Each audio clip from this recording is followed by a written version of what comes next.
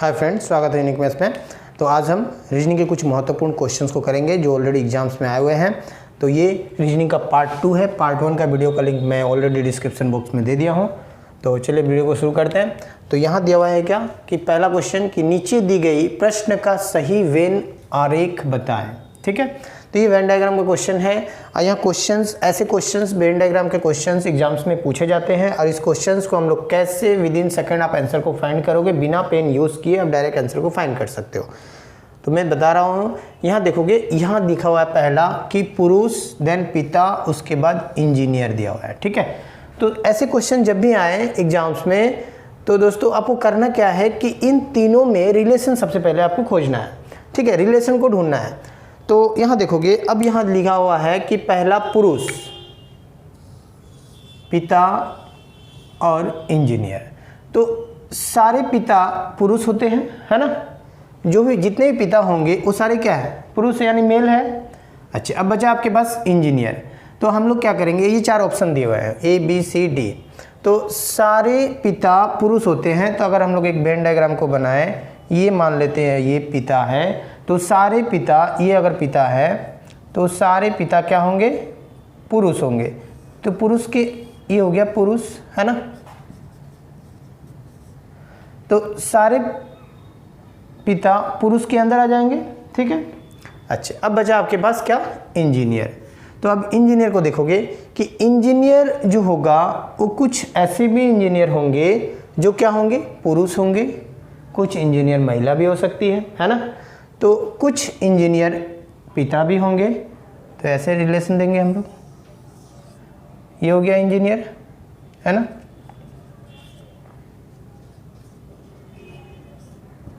तो ये जो इंजीनियर होंगे, अब ये वाला जो आपको वेन डायग्राम दिख रहा है, ये वाला पोर्शन, अब इसमें ये कुछ इंजीनियर ये पिता है ना। और कुछ इंजीनियर ये आपका यहाँ से यहाँ तक हो गया, पुरुष भी हो सकते हैं। अब बाकी जो होंगे महिला इधर हो गया साइड का। तो ये ऑप्शन देखेंगे, ऐसा ऑप्शन कहाँ है, तो ऐसा ऑप्शन आपको दिख रहा है, ऑप्शन नंबर C। तो इसका आंसर हो जाएगा C। तो दोस्तों नेक्स्ट क्वेश्चन यहाँ दिया हुआ है क्या, ये भी वेन डायग्राम का ही है। नीचे दी गई प्रश्न का सही वेन आरेख बताएं। अब यहाँ दिया हुआ है कि पहला अविवाहित, अध्यापक और उसके बाद पिता। तो लास्ट क्वेश्चन मैंने अभी किया था, सेम वेन डायग्राम का ही क्वेश्चन था। अब इस क्वेश्चन में यहाँ पे दिया हुआ है क्या, अविवाहित, अध्यापक एंड देन पिता।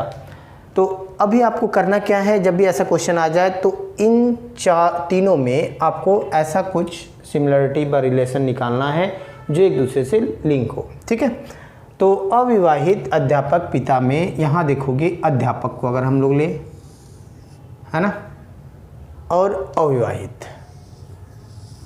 तो अध्यापक अविवाहित भी हो सकते हैं, कुछ अध्यापक पिता भी हो सकते हैं, है ना। लेकिन पिता जो है वो तो अविवाहित हो नहीं सकते, है ना, क्योंकि विवाह हुआ है तभी तो उनका लड़के बच्चे हैं, यानी पिता हैं। ठीक है, तो इसको क्या करेंगे, पिता को साइड में रखेंगे। यानी अगर हम लोग ऐसे यहाँ डायग्राम दिखाएं आपको, तो ये है मान लो पिता। ठीक है, अब ये है अध्यापक, कुछ अध्यापक पिता हो सकते हैं। तो इसको हम अगर ऐसे लिंक लगाएं यहाँ से, कुछ अध्यापक पिता हो सकते हैं। ठीक है, ये है मान लो आपका पिता, ये वाला, और ये वाला ले लेते हैं हम लोग अध्यापक। अब आगे देखते हैं अविवाहित, कुछ अध्यापक अविवाहित भी हो सकते हैं, है ना। तो इसको हम लोग यहाँ से इसको लिंक लगाते हैं, ये। ठीक है, ये वाला अविवाहित। ठीक है, तो अब देखोगे, अब पिता तो अविवाहित हो नहीं सकते, यानी इसका लिंक इसके साथ हो नहीं सकता। तो इस तरह का डायग्राम ही होगा। तो इस तरह का डायग्राम देखेंगे, ऑप्शन नंबर कहाँ है, A नहीं होगा, B, हाँ ये B दिख रहा है आपको, C भी नहीं होगा, D भी नहीं होगा, यानी ऑप्शन नंबर B इसका करेक्ट हो जाएगा। ठीक है, तो दोस्तों यहाँ देखोगे जो नेक्स्ट 3 नंबर क्वेश्चन है, यहाँ दिया हुआ है क्या, यदि माह की 5वीं तिथि मंगलवार है, यानी 5 तारीख को आपका क्या है, मंगलवार है ना। तो माह के तीसरे शुक्रवार के 3 दिन बाद कौन सी तिथि होगी, ये ऑप्शन दिए हुए हैं। ठीक है, तो सबसे पहले अब इस क्वेश्चंस को हम लोग कैसे विद इन सेकेंड फाइंड करेंगे। तो यहाँ देखोगे कि 5वीं तिथि क्या है, मंगलवार है, यानी 5 तारीख को आपको क्या है, मंगलवार है ना। तो मंगलवार यानी अब इससे पहले देखते हैं 1 2 3 4 हमारे पास 4 दिन और बच गए।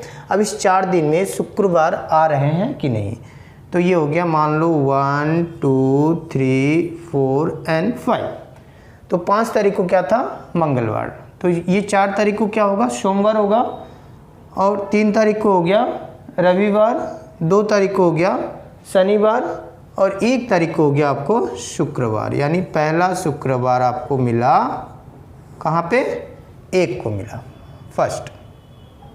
अब पूछ रहा है कि माह के तीसरे यानी तीसरे शुक्रवार, तो पहला आपको 1 तारीख को मिला अगर शुक्रवार, तो इसमें 7 ऐड कर देंगे यानी हो गया 8। तो 8 तारीख को फिर क्या होगा, दूसरा शुक्रवार, फिर उसमें अगर हम 7 ऐड कर दें यानी 8 7 हो गया आपका 15, यानी हो गया 15 को क्या हो गया, तीसरा शुक्रवार हो गया। ठीक है, 15 को तीसरा शुक्रवार मिला। अब क्वेश्चन में ये बोल रहा है कि तीसरे शुक्रवार के 3 दिन के बाद, 3 दिन के बाद जब बोलेगा तो तीसरा दिन हम लोग नहीं लेंगे। बहुत सारे स्टूडेंट क्या करते हैं कि यहाँ +3 कर देंगे, ये रॉन्ग हो जाएगा आपका। ठीक है, 3 दिन के बाद लिखा हुआ है, तो 3 दिन के बाद यानी चौथा दिन लेंगे, यानी यहाँ पे हम लोग क्या करेंगे, 4 को ऐड करेंगे। तो 15 + 4 ये हो गया आपका 19, यानी कौन सा तिथि होगा, 19 तारीख यानी 19, ये ऑप्शन नंबर बी।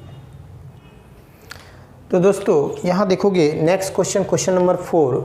अब इस क्वेश्चंस को दोस्तों आप लोग क्या करोगे, वीडियो जब आप देख रहे हो तो वहाँ पे पॉज करके वीडियो को खुद से लगाने की कोशिश करोगे, उसके बाद आप आंसर को मिलाओगे। ठीक है, तो यहाँ देखोगे कि क्वेश्चन नंबर 4 जो दिया हुआ है, P Q से छोटा है परंतु T से लंबा है। बहुत सारे स्टूडेंट इस क्वेश्चन को क्या करेंगे कि जब छोटा है तो क्या करेंगे हम लोग, ये लेस देन का साइन, बड़ा है तो ग्रेटर देन का साइन, इस तरह से करते हैं, और यहाँ पे क्या हो जाता है, कभी कभी चांसेस हो जाते हैं रॉन्ग होने का भी चांसेस होता है। ठीक है, तो ऐसे क्वेश्चंस को मैं इजी से इजी प्रोसेस दिखा रहा हूँ आपको। तो यहाँ देखोगे P Q से छोटा है, तो जब भी छोटा और बड़ा को हम लोग क्वेश्चंस इस तरह क्वेश्चंस करेंगे, तो जितना ऊपर की तरफ लिखेंगे उतना क्या होगा, बड़ा पकड़ेंगे हम लोग, एज्यूम करेंगे, और जितना नीचे लिखेंगे, जैसे सपोज हम लोग लिख दिए 1 2 3, ठीक है, और ये यहाँ सपोज 5 लिखे, तो अब यहाँ एज्यूम जस्ट कर रहे हैं कि ये 5 जो होगा ये बड़ा है, ठीक है, 1 से। अब 1 को अगर हम देखें तो ये 1 जो है 2 से ऊपर है, यानी बड़ा हम लोग लेंगे। ठीक है, तो आगे हम लोग देखते हैं यहाँ पे। अब ये क्या बोल रहा है, P Q से छोटा है, तो जब ये छोटा बोल रहा है तो हम लोग क्या करेंगे, P Q से छोटा है, जो P जो होगा अब वो Q से छोटा है, यानी Q कहाँ होगा, ऊपर की तरफ हम लेंगे। P जो है Q से छोटा है, यानी P जो है नीचे आ गया और Q कहाँ गया, ऊपर। आगे देखते हैं, परंतु T से लंबा है। अब ये दिया हुआ है कि परंतु T से लंबा है, किसका बात बोल रहा है, ये P का बात बोल रहा है। तो P किससे बड़ा है, T से, तो T से बड़ा है, यानी T कहाँ होगा, इसके नीचे, है ना। आगे देखते हैं, R सबसे लंबा है, R सबसे लंबा, यानी R को ऊपर रख लेते हैं हम लोग, ठीक है, यहाँ रख लेते हैं। तथा S P से छोटा है, S जो है किससे छोटा है, P से छोटा है, तो P कहाँ है, ये रहा P। अब ये P से छोटा है तो इसके नीचे आएगा, P के नीचे, तब यहाँ हो सकता है, यहाँ हो सकता है। आगे देखते हैं क्या बोल रहा है, परंतु सबसे छोटा नहीं है। अब यहाँ बोल रहा दिया ना कि परंतु सबसे छोटा नहीं है, यानी यहाँ S नहीं होगा, इसके नीचे नहीं होगा, तो S कहाँ होगा, S इन दोनों के बीच में होगा, P और T के बीच में। अब आगे देखते हैं, तो ऊंचाई के घटते हुए क्रम से, यानी ये जो ऊंचाई है, अब इसके घटते हुए क्रम मतलब ये नीचे की तरफ आ रहे हैं जो क्रम से, अंतिम से दूसरा कौन है, अंतिम मतलब एकदम लास्ट वाला। अब लास्ट वाला से दूसरे नंबर पे, तो ये तो पहला हो गया, फर्स्ट लास्ट, यानी फर्स्ट लास्ट में हो गया T और दूसरे में कौन है, S, तो ये आंसर हो जाएगा क्या, S। So option number C। तो दोस्तों ये जो नेक्स्ट क्वेश्चन, क्वेश्चन नंबर 5, ये सारे questions SSC other competitive exams में आए हुए क्वेश्चन ही हैं। यहाँ दिया हुआ है क्या, यदि 75, ये डॉलर का सिंबल है, डॉलर इस तरह के सिंबल से अगर क्वेश्चन रहे 75 ये डॉलर 26 इज इक्वल्स टू 4 दिया हुआ है और $69.53 इज इक्वल्स टू 7 तो $82.46 कितने के बराबर होगा, ये पूछ रहा है। ये 4 ऑप्शन दिए हुए हैं। तो अब ऐसा नहीं कि आप डॉलर का वैल्यू को पुट कर दोगे, ऐसे नहीं करना है। यहाँ पे करना क्या है कि ये 75 है, ये डॉलर मैं लिख के दिखा रहा हूँ यहाँ पे, और ये 26 इज इक्वल्स टू 4 दिया हुआ है ना। तो अब ये 4 कैसे आया, यानी अब ये एक सिंबल है, अब इस सिंबल का मीनिंग ये होगा कि प्लस माइनस इंटू आप कुछ भी करके ये 4 को लाना है इन दोनों नंबर के साथ। तो अब ये 75 को अगर 26 से माइनस करें तो भी 4 नहीं आएगा, अगर इंटू करेंगे तो भी नहीं आएगा, डिवाइड करेंगे तो भी 4 नहीं आएगा। तो अब ये लॉजिक क्या होगा, अब अगर इन दोनों को प्लस कर दें तो ये 7 और 5 प्लस करोगे तो ये हो गया 12 है ना, और 6 + 2 को ऐड करते हैं तो ये हो गया 8 है ना, 8। अगर माइनस कर दें तो 8 से 12 से 8 को माइनस करोगे तो ये 4 है ना, इक्वल।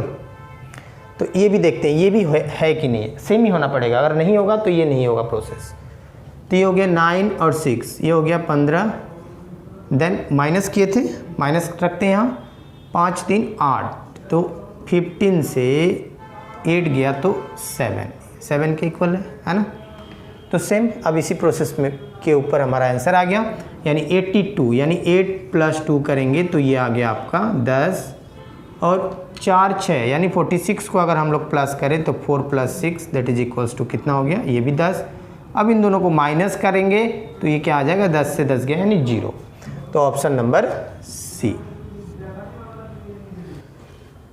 तो दोस्तों ये जो क्वेश्चन नंबर 6 है, अब यहाँ दिया हुआ है क्या, यदि सितंबर का मान 54 है और जनवरी का मान 42 है और दिसंबर का मान 48 है तो अगस्त का मान क्या होगा, ये 4 ऑप्शन दिए हुए हैं। ठीक है, अगर बहुत सारे स्टूडेंट क्या करेंगे इस तरह के क्वेश्चंस को कि एस का लेफ्ट टू राइट पोजीशन लिखेंगे, ई को लिखेंगे, फिर कितना लंबा हो जाएगा और ये बाद में देखेंगे तो 54 ये आने वाले भी नहीं है ना।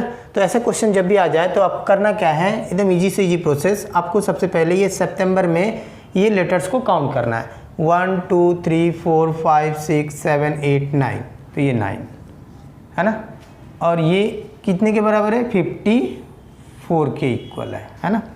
तो अब ये 9 लेटर्स हैं, अब ये 9 से क्या इंटू करें कि 54 हो जाए, तो 9 6 से अगर इंटू करें तो 9 6 = 54। ठीक है, आगे देखते हैं, 1 2 3 4 5 6 7, यानी जनवरी में हो गया 7 लेटर्स। अब अगर 7 को 6 से इंटू करें तो 7 6 = 42, चेक करें है, हाँ ये है। इसको भी देख लेते हैं दिसंबर को, 1 2 3 4 5 6 7 8, तो 8 × 6 करोगे तो 48, चेक करो आप, है, हाँ ये भी है। तो हमारा आंसर क्या होगा अगस्त के लिए, 1 2 3 4 5 6, तो 6 × कितने से इंटू किए हैं, सभी जगह हम लोग 6 से इंटू किए हैं, सो 6 × 6 दैट इज इक्वल्स टू 36, यानी ऑप्शन नंबर डी। तो आज मैंने रीजनिंग का पार्ट 2 वीडियो में कुछ क्वेश्चंस को मैंने करवाया। तो आप अगर चैनल में नए हो तो चैनल को सब्सक्राइब करके बेल आइकन को प्रेस करिएगा, ताकि नेक्स्ट वीडियो में हम लोग जब इस रीजनिंग का पार्ट 3 लेके आएंगे तो उसका नोटिफिकेशन आपको मिल सके।